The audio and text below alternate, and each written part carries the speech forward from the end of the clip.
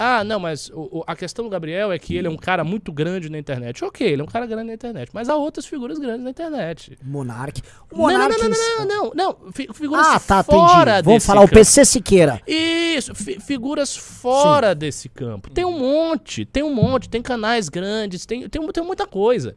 Só que essas pessoas, elas não estão sofrendo uma rede de cancelamento. Então, onde é que está sendo a rede de cancelamento?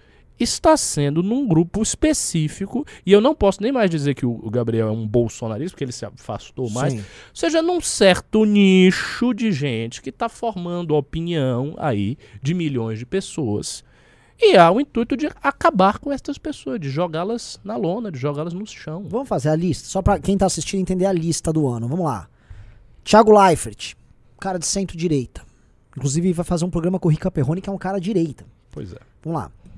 Risério, ele é pequeno, mas posso citar o Risério. Risério. Monark. Kim Kataguiri. Arthur Duval. Danilo Gentili. Gabriel Monteiro. 7. Já são 7. Estamos no mês de março. Estamos no 7º cancelado. Algum de esquerda... a gente pode falar que o Risério mas ele foi cancelado por expor posições que não são agradáveis pra esquerda. Então, assim, estamos no 7º. Poderia ter... Vou dar um exemplo. Poderia ter um bolsonarista. Que foi o Adrilles, de alguma maneira. Mas você vê que foi assim, ó. Rápido e... Exato. Eu queria entender, porque assim, eu não gosto de ser paranoico. E às vezes a gente pode procurar boas explicações que justifiquem que tenham sido só esses caras. Mas eu vejo pessoas na Jovem Pan que são que falaram barbaridades nesse processo, nesse ano mesmo. E nenhuma delas foi cancelada, igual esses nomes. A gente teve um cancelamento muito virulento. Né? Eu prefiro crer na seguinte coisa, eu vou jogar pra vocês. Me parece que assim, mais do que o bolsonarismo, porque o bolsonarismo embarcou em quase todos esses cancelamentos, mas mais do que o bolsonarismo, a esquerda montou uma máquina muito redonda. Eu acho. Quais são os 4 pontos do cancelamento da esquerda esse ano? O primeiro, que é a grande novidade, é o uso dessas páginas de fofoca. Por exemplo, a Choquei ontem estava engajadíssima no caso do Gabriel Monteiro. E a Choquei é do PT. Isso aí já... caso resolvido. 2, o aumento dos youtubers dele. Eles têm hoje youtubers que estão tendo números relevantes pra caralho. E estão operando e estão fazendo o jogo certinho.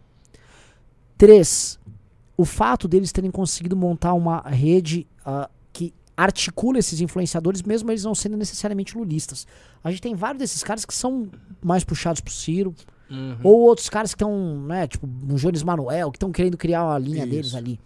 Mas na hora de cancelar e operar, operam de forma articulada. E 4, o clássico, a aliança com imprensa e com artistas. Porque você vai pegar o Antônio Tabet. Ele nem é um cara muito politizado, mas ele participou de todos os cancelamentos. Entendeu? Você vai pegar todos esses caras, um cara que é do Porta dos Fundos aqui, um cantor ali, todo mundo, na hora do... entra todos e pau. No caso... 2 nossos, a gente participou com o do Kim e o segundo com o Arthur e comigo. O que eu vi foi assim, quando o assunto começou a esfriar, porque o cancelamento tem um prazo, o nosso teve uma cauda muito longa, porque o nosso durou mais.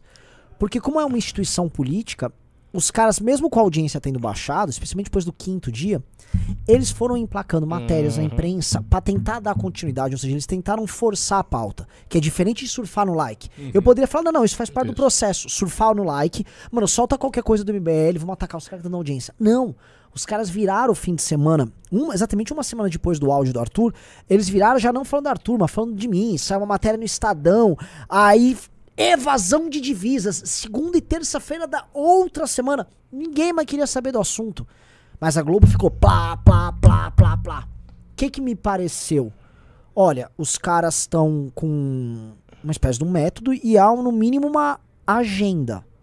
Porque seguisse o roteiro básico, teria parado no 6º, 7º dia. E olha que é muito. O exemplo do Gabriel Monteiro, amanhã essa história meio que sumiu já. Sim. Né? O do Monark durou um pouquinho mais, mas É que do Gabriel também, por causa do Will Smith no Oscar, foi engolido. Teve uma polêmica ali simultânea. Paralelo. Eu acho que o ponto distintivo do Gabriel é que assim, o Gabriel não é uma instituição e o Gabriel, ele fala também para um nicho de gente, para uma camada de pessoas que não se atingem tanto com esse tipo de... Essas pessoas se atingem pelo que aconteceu no Fantástico, na TV. Né? As pessoas mais pobres veem a TV. Mas é um pouco diferente do Monark, por exemplo. O Monark criou no Flow ali um espaço que era um espaço de podcast de direita, que ele botava quem ele queria, com ampla liberdade democrática, digamos assim. Mas todo mundo sabia que o Monark era um cara meio anarcocapitalista, não sei o quê. O MBL aí já é uma instituição mesmo. Aí já foi o objetivo de quebrar a instituição. O Gabriel não. O Gabriel é uma figura isolada. Ele é um performer, digamos assim. Agora, só uma pergunta, Renan. No caso do MBL, você acha que isso aconteceu pelo posicionamento do MBL na eleição presidencial? Pelo fato do MBL ter uma posição clara de suporte a um candidato? Eu não sei. Eu acho que não. Eu tendo a achar que isso aconteceria de qualquer forma. E eu tendo a achar que as posições que a gente professa e a linha que a gente tem são consideradas incômodas, não de hoje, mas há bastante tempo. E são posições que, quando eu digo incômodas, assim, a gente irrita o jornalismo deles. O MBL, um Monark, o Danilo, muito mais do que o Gabriel. Eu acho que os caras, eles têm uma repulsa pelo Gabriel. Tipo, eles acham o Gabriel ridículo. Isso, Gabriel tosco. Tosco, cafona, estriúnico. A gente, eles já veem como uma coisa mais articulada que afeta diretamente o universo deles. Os caras perniciosos. Isso. E aí você tem uma gana verdadeira. O Danilo é a mesma coisa, porque o Danilo, você imagina, o Danilo é um humorista maior do que os humoristas da Globo. Isso é uma coisa que dói pra caralho nos caras. Então, todas essas figuras que a gente tá listando aqui afetam grandes formadores de opinião desse universo.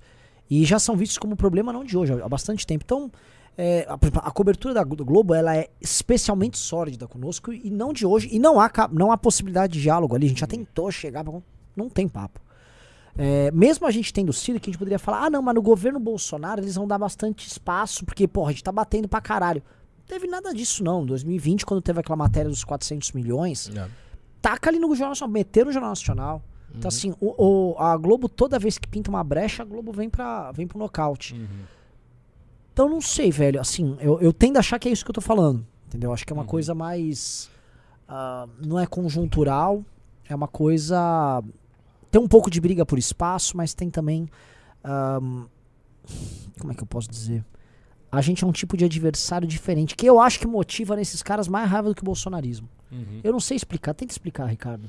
Não, eu não sei se motiva mais raiva do que o bolsonarismo. A gente sempre tem que lembrar que os ataques que Bolsonaro sofreu, especialmente agora não, porque ele se estabilizou, mas no início do governo, pegando ali 2019, 20, o Bolsonaro sofreu muitos ataques jornalísticos. Muitos, um monte. Era a matéria Folha de São Paulo, era Globo toda hora. Então, assim, ele sofreu bastante. E ele conseguiu resistir com a base dele, porque a base dele tem uma característica muito diferente da nossa base, que é uma base alienada. A base do Bolsonaro, ela é tão alienada que ela não acredita na mídia. Então a mídia tá lá mostrando por A mais B que o Flávio Bolsonaro é um rachador, e a base do Bolsonaro tá dizendo, não, é tudo papo, essa coisa da Globo, não acredito nisso. No nosso caso não é diferente. O nosso público, as nossas pessoas acreditam na mídia. Então se aparece um negócio lá e parece verossímil, o cara fica meio assim, será que é, não é?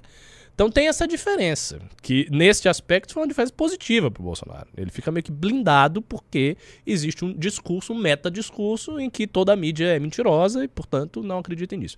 Mas ele sofreu muito ataque.